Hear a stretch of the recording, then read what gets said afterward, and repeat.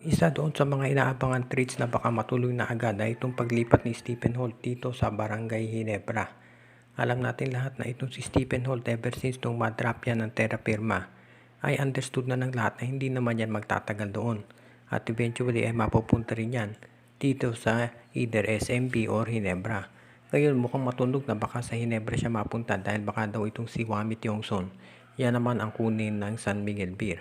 Pero hindi pa natin natitiyak kung mangyayari nga yan dahil syempre lahat ay nakadepende dito sa magiging tinatawag natin na performance ng mga nabanggit na players at sa pangangailangan din ng SMB pati na nitong San Miguel o nitong Barangay Ginebra.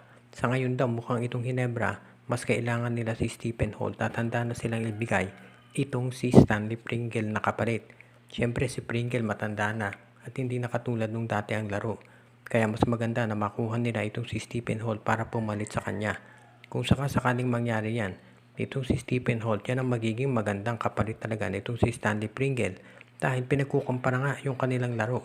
At kung meron kang Stephen Holt at Maverick BC, plus kung si Chris Newsome makuha pa nila, magiging isa na sa pinakamalakas sa PBA, yung backcourt ng Barangay Ginebra.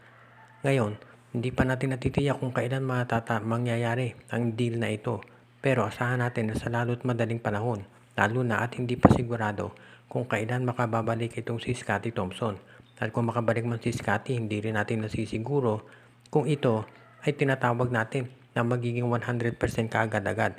Siyempre mag-iingat muna Barangay Ginebra dahil back injury yan. At itong si Stephen Holt very healthy. Kaya sa tingin ko, huwag na tayong magulat kung bigla na lamang i-trade ng Terra Firma itong si Stephen Holt dito sa Barangay Ginebra at si Stanley Pringle na matagal na rin dito sa Gene Kings ay mapunta naman dito sa kuponan ng Terra Firma.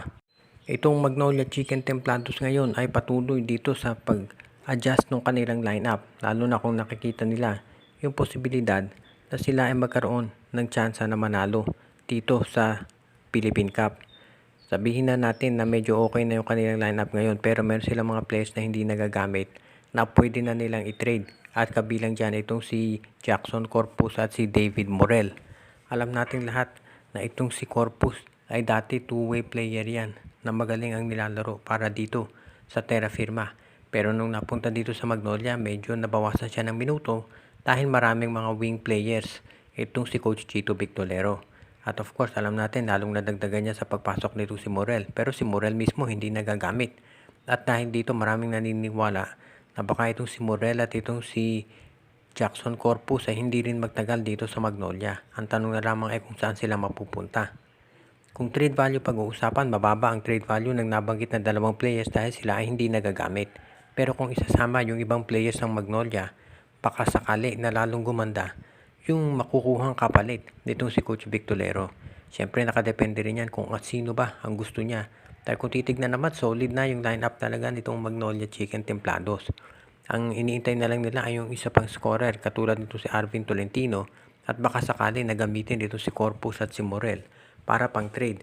Since yung Abueva for Tolentino straight up baka hindi sapat, baka gawing Corpus, Morel, Abueva for Arvin Tolentino para sakali na mas maging medyo balanse naman.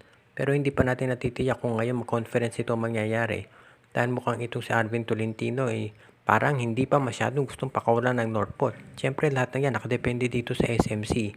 Pero mukhang ito si Tolentino ay kung iti-trade man dito sa Magnolia ay magdadagdag pa ng players ang Coach Victolero.